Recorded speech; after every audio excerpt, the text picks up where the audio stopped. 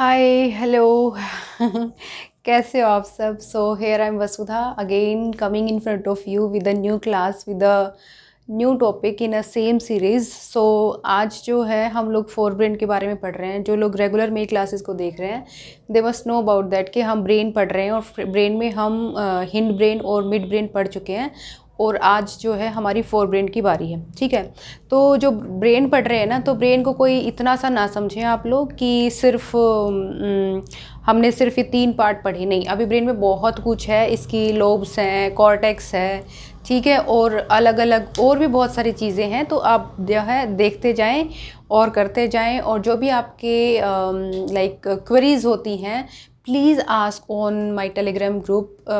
जो मैं आपके लिंक शेयर करती हूँ, तो जो भी आपको शेयर करना है तो आप लोग आराम से वहाँ पे अपने क्वेश्चंस क्योरीज वहाँ पे शेयर कर सकते हैं, या फिर कोई और जो चीज़ें होती हैं जो इन्फॉर्मेटिव चीज़ें होती हैं सो दैट कि औरों को भी समझ में आए, वो चीज़ें शेयर कर सकते हैं। ईवीजीसी के जो पुराने पेपर हैं वो भी मैं वहाँ पे शेयर करती हूँ, ठीक है।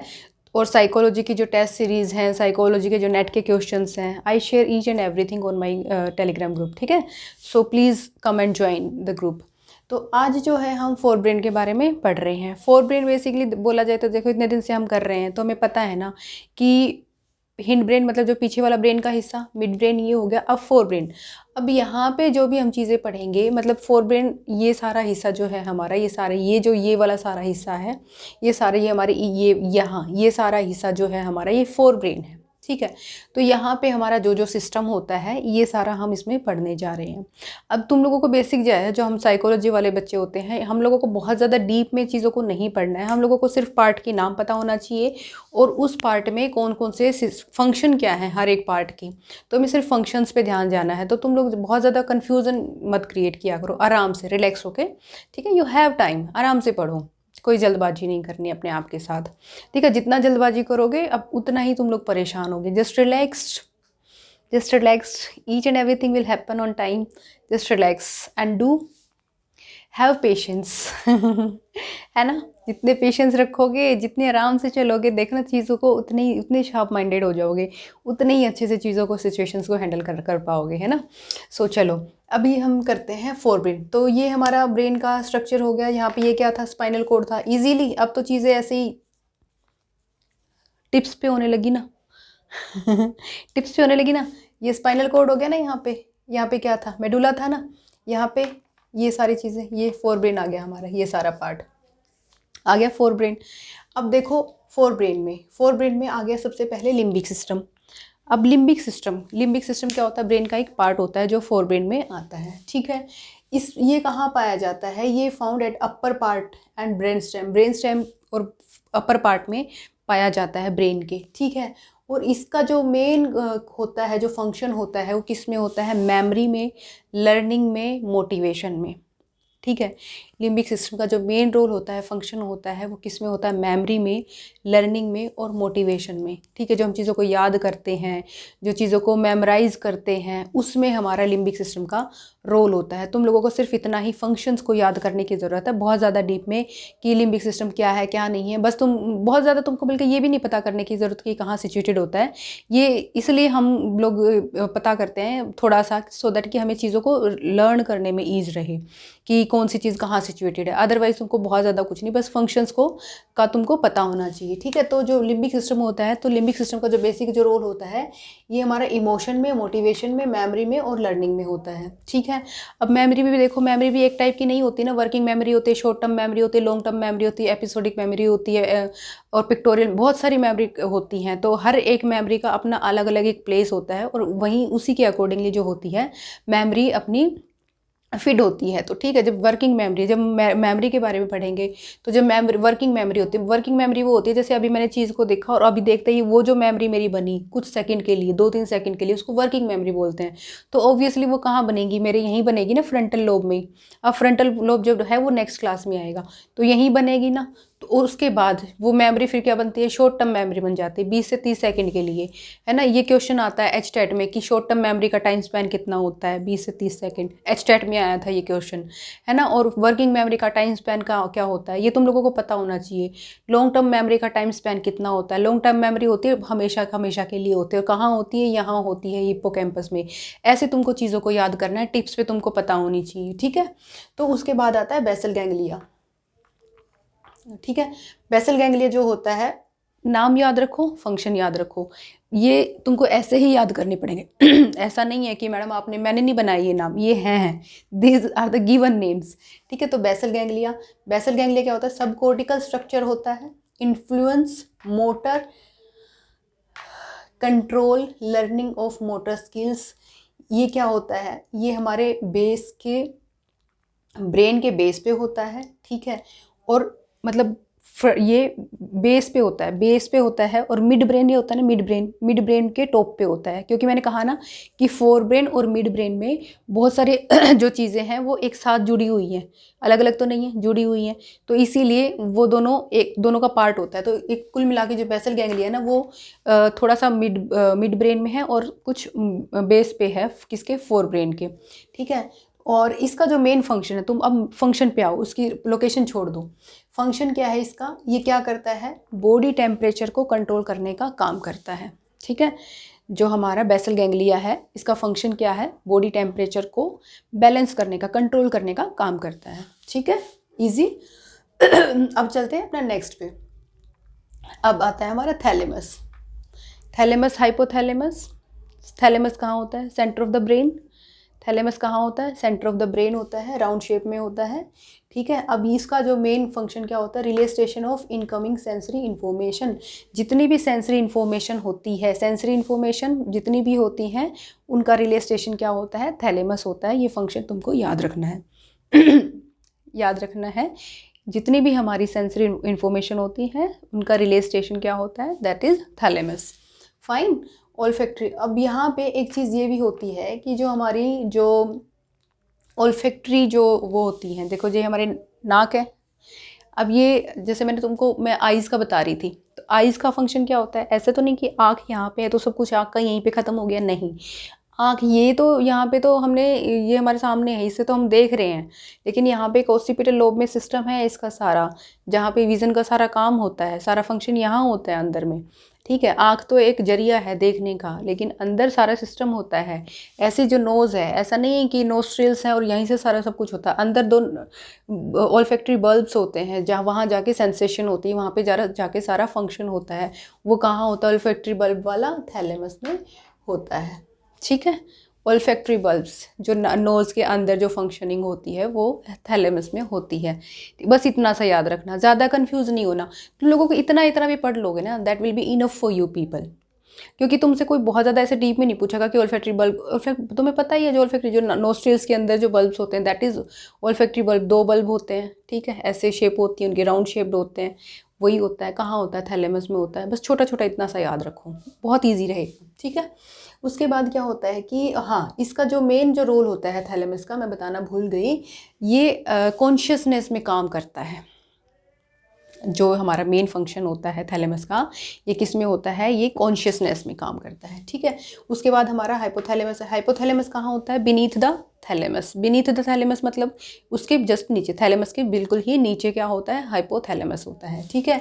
उसके बाद क्या होता है, और पिट्यूटरी ग्लैंड के ऊपर होता है। पिट्यूटरी ग्लैंड ब्रेन में था ना, ग्लैंड पढ़े थे ना हमने, तो पिट्यूटरी ग्लैंड के बिल्कुल ऊपर होता है और थैलेमस के नीचे होता है। इन दोनों के बीच में कौन सा होता है, हाइपोथैलेमस छोटा सा होता है, बहुत बड़ा नहीं होता है, थैलेमस बड़ा होता है, ठीक है। और इसका जो मेन होता है, हाइपोथैलेमस का जो काम होता है, जब हम एनसीईआरटी पढ़ेंगे उसमें इसमें उसको बहुत अच्छे से दे रखा है, हाइपोथैलेमस थैलेमस बहुत अच्छे से उन्होंने दे रखा है। तो जो हाइपोथैलेमस है, इसका जो बेसिकली जो फंक्शन होता है, ये हमें अराउज करने में, हमें रेस्ट करने में, हमें मोटिवेट करने में इसका रोल होता है। तो इसीलिए कहते हैं ना कि हाइपोथैलेमस का फंक्शन जो होता है, मतलब कि हाइपोथैलेमस होता है, मास्टर का भी मास्टर होता है। मास्टर का भी मास्टर कैसे, पिट्यूटरी ग्लैंड को मास्टर ग्लैंड बोला जाता है ना, पढ़ा था ना ग्लैंड्स में, pituitary which is the master gland, मुझे आंसर करके बताना। तो मास्टर ग्लैंड कौन सा है, पिट्यूटरी ग्लैंड हो गया। अब उस मास्टर का भी एक मास्टर होता है, कौन, हाइपोथैलेमस। क्यों, क्योंकि वो उसको भी वो करता है, चैनलाइज करता है, ठीक है। तो ये भी तुमको पता होना चाहिए। अब हाइपोथैलेमस का जो मेन रोल होता है वो किस चीज़ में होता है, वो अराउजल में होता है, वो कॉन्शियस उसमें होता है, तुमको मोटिवेशन में होता है, स्लिप में, सेक्स में, हंगर में, इसमें इसका रोल होता है, किसका, हाइपोथैलेमस का। हमारे इंटरनल बॉडी का जो बैलेंस होता है वो सारा कौन बैलेंस करके रखता है, हाइपोथैलेमस करके रखता है। इसीलिए इसको मास्टर ऑफ मास्टर बोला जाता है कि एक मास्टर के, पिट्यूटरी ग्लैंड के ऊपर भी एक मास्टर है, वो हाइपोथैलेमस, ठीक है। उसके बाद हमारे 3 जो मेन पार्ट आते हैं, ये तुमको पता होने चाहिए, जो हमारे फोर ब्रेन में आते हैं, ये लिम्बिक सिस्टम के ही पार्ट होते हैं। That is hippocampus, amygdala and cingulate gyrus. Gyrus भी बोल दो या कोर्टेक्स भी बोल दो, ठीक है। अब हिप्पोकैम्पस, हिप्पोकैम्पस क्या होता है, हिप्पोकैम्पस देखो, अब हम लोब पढ़ेंगे नेक्स्ट क्लास में, ठीक है। तो हिप्पोकैम्पस दोनों लोब्स के, दोनों ओसिपिटल लोब्स के ऊपर।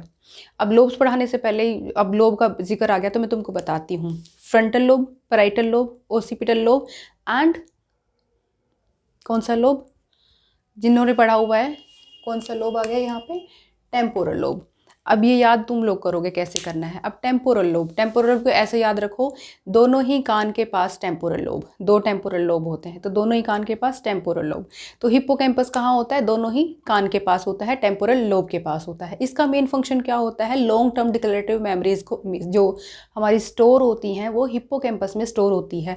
अब इसको हिप्पोकैम्पस क्यों बोला जाता है जी, इसको हिप्पोकैम्पस इसलिए बोला जाता है क्योंकि जो इसका स्ट्रक्चर होता है, इसका स्ट्रक्चर हिप्पो के जैसा होता है। हिप्पो एक जानवर होता है ना, उसके जैसा सा इसका स्ट्रक्चर होता है। देखने में तुम जब ब्रेन का स्ट्रक्चर निकाल के देखोगे, जबकि क्लास देखते हो ना मेरी, तो उसके बाद गूगल से एक बार ही ना उसका स्ट्रक्चर निकाल के देख लिया करो। तो इसका जो स्ट्रक्चर होता है हिप्पोकैम्पस का, इसका स्ट्रक्चर हिप्पो के जैसा दिखता होता है बिल्कुल। तो इसीलिए इसका नाम जो है हिप्पोकैम्पस रख दिया गया है ना, कितना मज़ेदार। तो इसलिए इसको हिप्पोकैम्पस बोल दिया गया है। और हिप्पोकैम्पस का जो ये क्वेश्चन आता है, तो हिप्पोकैम्पस का जो मेन फंक्शन है वो है मेमोरी में। मेमोरी भी कौन सी, लॉन्ग टर्म मेमोरीज। यहाँ से हमने देखा सेंसेशन हुई, यहाँ पे 2 मिनट के लिए स्टोर हुई, फिर 20 मिनट के 2 मिनट नहीं सॉरी 2 सेकंड के लिए स्टोर हुई, फिर यहाँ पे 20 सेकंड के लिए स्टोर हुई, फिर वो परमानेंट मेमोरी हमारी बन के कहाँ आ गई, यहाँ आ गई हिप्पोकैम्पस में। परमानेंट मेमोरी बोलो, लॉन्ग टर्म मेमोरी बोलो, या फिर उसको डिक्लेरेटिव मेमोरी बोलो, कहाँ होती है, हिप्पोकैम्पस में होती है। फाइन। उसके बाद है एमिगडाला। एमिगडाला भी हमारे ब्रेन का एक पार्ट होता है जो इसके हिप्पोकैम्पस के बिल्कुल ही नीचे होता है। Amygdala beneath the hippocampus, hippocampus के जरा सा नीचे होता है। और इसका जो मेन फंक्शन होता है एमिगडाला का, इसका फियर में होता है, ठीक है। अब कुछ लोग बहुत डरपोक होते हैं, कुछ लोग बहुत कम डरपोक, फियरफुल होते हैं, फियरलेस होते हैं, कुछ लोग बहुत फियर। तो इसी सारा जो फंक्शन है ये कोई वो थोड़ी इंसान ने अपने आप थोड़ी बना दिया। कुछ लोग जो ज़्यादा डरपोक होते हैं तो वो अपने आप थोड़ी डरपोक हो गए, उनके एमिगडाला की वजह से। और एमिगडाला की वजह से अब देखो इसमें भी एक बहुत अच्छा सा व्यू है। मैं अब क्लास खत्म हो रही है तो I can tell you people. तो एमिगडाला में क्या होता है कि पहले एमिगडाला का फंक्शन बताती हूँ। तो एमिगडाला में क्या होता है कि जो हमें डर लगता है ना, वो एमिगडाला की वजह से लगता है, ठीक है। तो एमिगडाला, जो लोग बहुत ज़्यादा डरपोक होते हैं तो मतलब उनका एमिगडाला बहुत ज़्यादा एक्टिव है, ठीक है। अब एक यहाँ पे सिंड्रोम आता है, उस सिंड्रोम को तुम लोग याद रखो, जिसको बोला था कुलीवर बूसी सिंड्रोम। मैं लिखती हूँ, कुलीवर बूसी सिंड्रोम।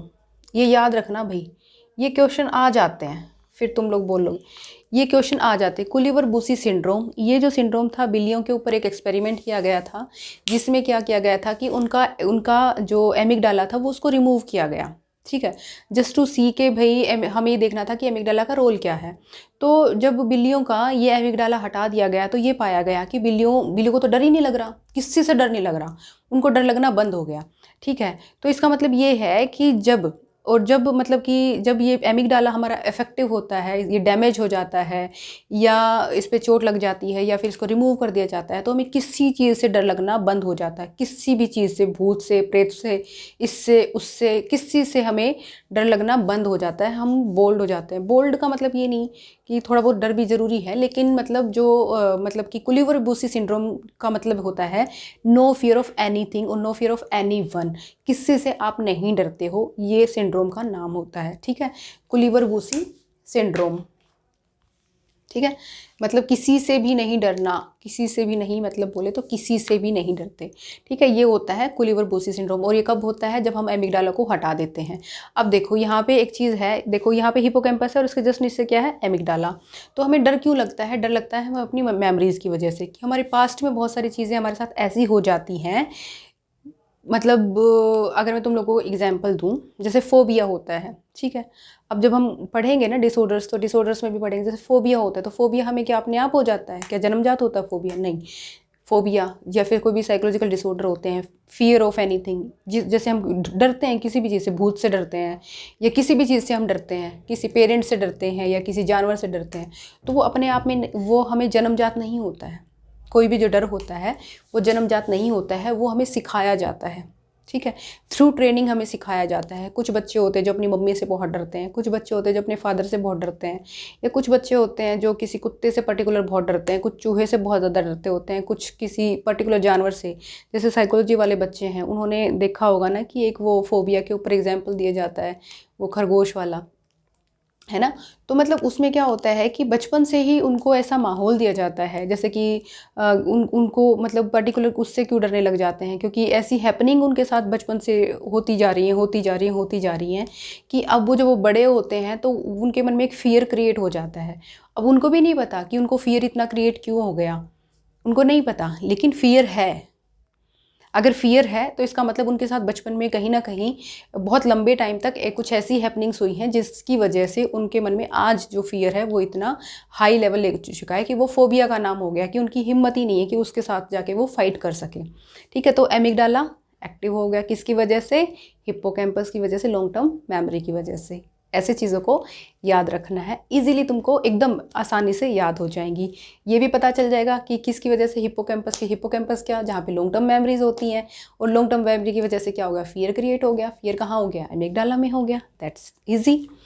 ठीक है, अब आ गया हमारा सिंगुलेट कॉर्टेक्स। सिंगुलेट कॉर्टेक्स भी लिम्बिक का स्ट्रक्चर होता है। और उसमें क्या होता है? कॉर्टेक्स में पाया जाता है। कॉर्टेक्स क्या होता है? कॉर्टेक्स ये जो हमारी ये हमारा ब्रेन है ना सारा, और ब्रेन के ऊपर जो स्ट्रक्चर होता है, जो मतलब कि कैसे बताऊं, जैसे जो